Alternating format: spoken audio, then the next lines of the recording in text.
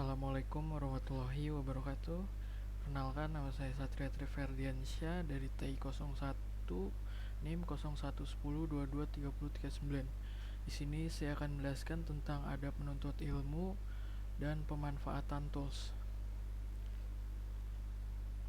Yang pertama, adab menuntut ilmu adalah suatu habit atau kebiasaan yang sangat penting dalam proses pembelajaran.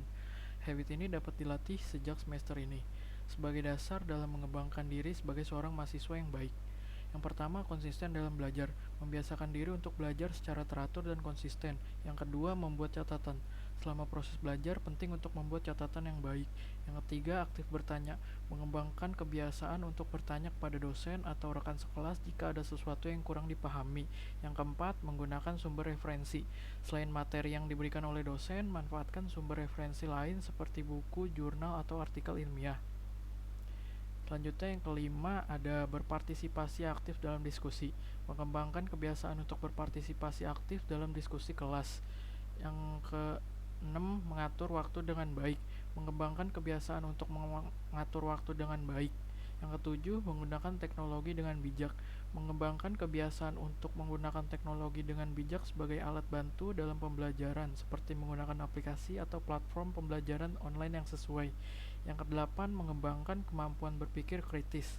Mengembangkan kebiasaan untuk melatih kemampuan berpikir kritis seperti menganalisis, mengevaluasi, dan menyimpulkan informasi yang diperoleh. Selanjutnya ada pemanfaatan tools IT seperti Microsoft Word, Excel, dan PowerPoint. Sangat luas dan dapat digunakan dalam berbagai konteks. Yang pertama, Microsoft Word. Membuat dan mengedit dokumen teks seperti surat, laporan, atau makalah. Menerapkan format teks seperti gaya huruf, paragraf, dan penomoran.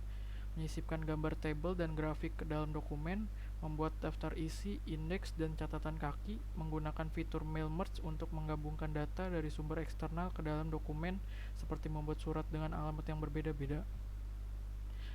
Yang kedua, Microsoft Excel. Membuat dan mengelola spreadsheet untuk pengolahan data, perhitungan, dan analisis, menggunakan rumus dan fungsi untuk melakukan perhitungan matematis dan statistik, membuat grafik dan diagram untuk memvisualisasikan data, menggunakan fitur filter dan sortir untuk menganalisis data, membuat tabel dinamis dan laporan pivot untuk meringkas dan menganalisis data secara interaktif. Yang ketiga, Microsoft PowerPoint. Membuat presentasi dengan slide-slide yang menarik, menambahkan teks, gambar, audio, video, dan animasi ke dalam slide, mengatur tata letak slide, transisi, dan animasi, menggunakan fitur desain dan tema untuk memberikan tampilan yang konsisten pada presentasi, menyajikan presentasi dengan menggunakan mode tampilan presentasi dan fitur presenter view. Terima kasih. Harapan saya adalah menjadi profesional yang kompeten dan memiliki pemahaman yang mendalam tentang bidang informatika, serta memiliki kemampuan untuk terus belajar dan beradaptasi dengan perkembangan teknologi yang terus berubah. Sekian dari saya. Bila ada kesalahan kata, mohon dimaafkan.